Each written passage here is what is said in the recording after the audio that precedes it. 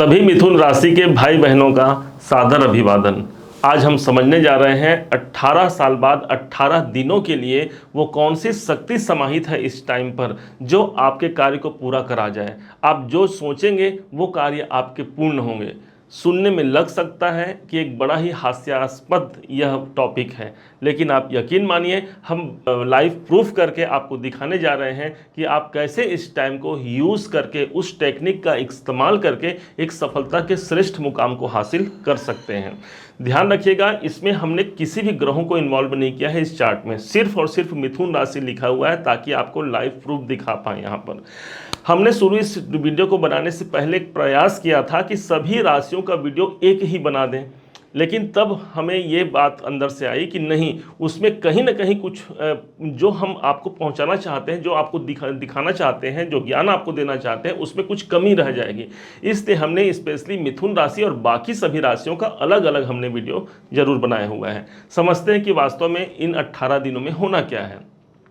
प्रारंभ करते हैं आपके दसम भाव, आपके कैरियर भाव पर, जहां पर राहु देव विद्यमान है। अब देखा जाए तो राहु के लिए ये प्लेसमेंट एक अच्छा प्लेसमेंट माना जाता है, क्योंकि एक तो मीन राशि पर गए हैं अर्थात मिथुन राशि से ठीक दसम भाव पर, और ये स्थान हमारे काल पुरुष की कुंडली में व्यय भाव को रिप्रेजेंट करता है। राहु की स्थिति यहाँ पर अनुकूल हो गई। अब जैसे ही यहाँ पर डेट आता है 7 मार्च से लेकर के 26 मार्च का, इस बीच पे होना क्या है, बुध देव जो कि हमारे ग्रहों के राजकुमार हैं, यही बुध देव आपके भाग्य भाव को छोड़ करके आपके करियर के भाव पर आ जाएंगे, आपके कर्म क्षेत्र पर आ जाएंगे। अब यहाँ पर बुध राहु का एक कॉम्बिनेशन बन जाएगा जिसे एस्ट्रोलॉजी में कहा जाता है जड़त्व योग। अब इस योग के कुछ नेगेटिव प्रभाव आपको यूट्यूब पर कई जगह सुनने को मिल सकते हैं कि बुध नीच के भी हो रहे हैं, तो इसका प्रभाव आपके जीवन में ऐसा होगा जैसे कि आपके तो भाई अपने राशि के स्वामी हैं, मिथुन राशि के स्वामी ही बुध हो गए, अब बुध नीच के हो गए तो यहाँ पर स्वास्थ्य में परेशानी आना, छठे भाव चतुर्थ भाव के स्वामी है, प्रॉपर्टी संबंधित दिक्कत आना, सुख में कमी आना, इस प्रकार से कई वीडियो आपको देखने को मिलेंगे। लेकिन हमारा मानना है इससे कुछ ऊपर हट करके देखना, क्योंकि नॉर्मल यदि अच्छे में अच्छा तो हर कोई ढूंढ लेता है, लेकिन यदि कुछ बुरे स्थिति में भी यदि हम बेहतर ढूंढ पाए तो यहाँ पर हम वो करने का प्रयास कर रहे हैं कि आपके अपनी राशि के लिए कैसे इसके पॉजिटिव प्रभाव को लिया जाए, कौन से वो उपाय किया जाए। तो ध्यान रखिएगा, यहाँ हम जो आपको टेक्निक और जो उपाय बताने जा रहे हैं वो लाख रुपए का उपाय होगा, लेकिन आपको दाम देने होंगे शून्य पैसे, अर्थात बिना खर्च का यह उपाय होगा जो आपकी किस्मत को परिवर्तन कर सकता है। कैसे? अब यहाँ पर बुध और राहु का कॉम्बिनेशन है। अब दोनों ही ग्रहों के कारक तत्व को आप उठा लीजिए, जैसे कि राहु यहाँ पर विद्यमान है और यहाँ पर बुध विद्यमान है। अब राहु कहता है कि मैं अनलिमिटेड हूँ, मेरे पास कोई लिमिटेशन नहीं है, तो एक असीमित जो ग्रह होता है ये हमारे राहु हो गए। और वहीं पर बुध बोलते हैं मैं आपकी बुद्धि हूँ, मैं आपका व्यापार हूँ और मैं आपकी वाणी हूँ। तो इन सभी चीज़ों में असीमित हमारे पास बुद्धि रहेगी, असीमित हमारा व्यापार रहेगा, असीमित हमारी वाणी में प्रभाव उत्पन्न होगा, क्योंकि बुध राहु का कॉम्बिनेशन है। दसम भाव पर यह कॉम्बिनेशन बना हुआ है, दसम भाव हमारे कर्म क्षेत्र का है, हमारे करियर में है। तो इस टाइम पर कोई बड़े डिसीजन लेने का आपको एक सौभाग्य मिलेगा, कुछ विशेष डिसीजन आप ले सकते हैं। विशेष इसलिए क्योंकि राहु यहाँ इन्वॉल्व हो गए। वास्तव में हुआ यह कि राहु के पास कोई शरीर नहीं थी। आप सब जानते हैं राहु एक छाया कारक ग्रह है, और इस हिसाब से इनका इंतजार था कि कोई ग्रह आए ताकि मैं अपना प्रभाव उस पर जमा सकूं, अर्थात मुझे भी एक शरीर मिल जाए और मैं कुछ बेहतर या कुछ भी कर सकता हूं। ये राहु के पास एक प्रभाव होता है। पिछला वीडियो आपने देखा ही होगा कि राहु किस प्रकार से दानव पक्ष से निकल करके अमृत प्राप्ति के लिए चले जाते हैं। यहाँ पर राहु बुध एक संग फिर हो गए। बुध बोलता है कि मैं आपका व्यापार हूं और राहु बोलता है कि मैं असीमित हूं, अर्थात व्यापार में भी बहुत बड़ी बढ़ोतरी का एक सोर्स दिखेगा। अब इस टाइम पर हम उपाय के रूप में क्या करें जिससे हमारे जीवन में एक बहुत बड़े सकारात्मक परिवर्तन का एक संगम हमें देखने को मिल सकता है। करना क्या है कि जिस राशि पर इनका संयोग हो रहा है, ये राशि है 12 नंबर की राशि, जिसे काल पुरुष की कुंडली में अवचेतन मन का घर कहा जाता है। 12 नंबर की राशि को ये हमारा अवचेतन मन हो गया। अब यहीं पर राहु बैठे हैं, तो राहु क्या बोलते हैं कि मैं बड़ा हूँ, और बुध क्या बोलते हैं मैं आपकी बुद्धि हूँ या फिर मैं आपकी सोच हूँ। अर्थात अवचेतन मन में बड़ा सोचने का समय है ये, और यदि इस टाइम को हमने यूज़ कर लिया अपने अवचेतन मन के कारण, तो यकीन मानिए वो सब कार्य संभव हो सकते हैं जो आप चाहते हैं।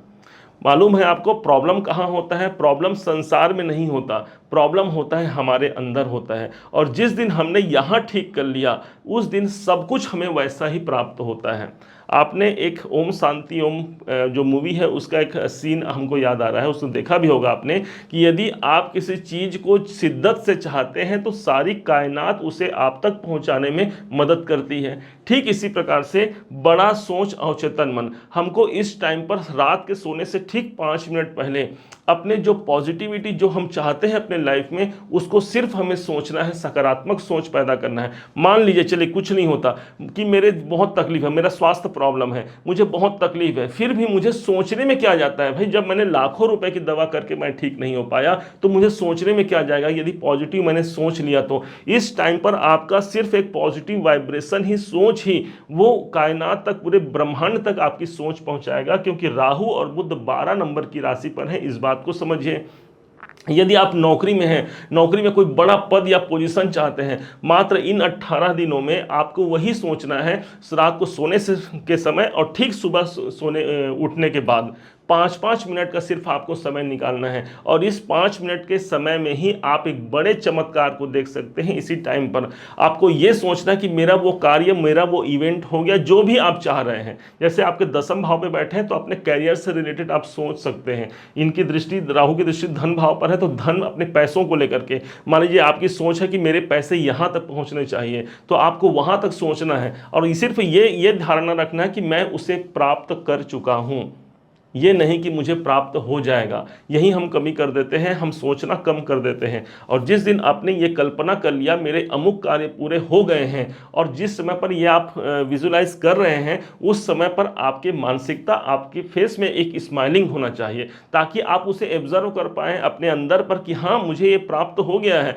यकीन मानिए वो दिन दूर नहीं जो आपके किसी भी ड्रीम को, किसी भी डिज़ायर को आप प्राप्त कर सकते हैं। इस 18 दिनों में इसे प्रारंभ कीजिए, 18 दिनों तक कीजिए, और मैं तो कहूँगा ये अपने लाइफ में एक इसे अपना अहम हिस्सा बना लीजिए और पूरे जीवन पर्यंत चलने दीजिए। कोई भी कार्य ऐसा नहीं, एक आपने अचीवमेंट प्राप्त किया, दूसरे पर काम करना प्रारंभ कर लीजिए, तीसरे पर कीजिए। ऐसा करते करते एक ऐसे साम्राज्य को आप प्राप्त कर सकते हैं जो इसका प्रभाव सबसे ज़्यादा महत्वपूर्ण है। हजारों पुस्तक इस बात के छप चुके हैं अवचेतन मन की शक्ति को, और आज जब टॉपिक आया तब इसे ही हमने आपके समक्ष उजागर किया है। इसका लाभ लीजिए, अपने जो चाहते हैं अपने जीवन में उसको कल्पना के रूप में आप उजागर कीजिए। निश्चय मानिए ये समय आपके संग होगा, ग्रहों की स्थिति आपके संग होगी। उम्मीद है आप सबने इसे समझा है, आप सबने इसे जाना है। यदि आपने इसे समझा है, जाना है, मेरे समझाने का प्रयास यदि आपको सार्थक लगा हो, मेरे समझाने का तरीका यदि आपको सार्थक लगा हो, तो हर बार की भांति इस बार भी अपना प्यार भरा लाइक और कमेंट करना कभी मत भूलिएगा। और हाँ, यदि अभी तक आपने चैनल को सब्सक्राइब नहीं किया है, सब्सक्राइब भी कीजिएगा। पुनः एक बार फिर आप सभी का दिवस बहुत मंगलमय हो, इन्हीं शुभकामनाओं के साथ। जय श्री राम।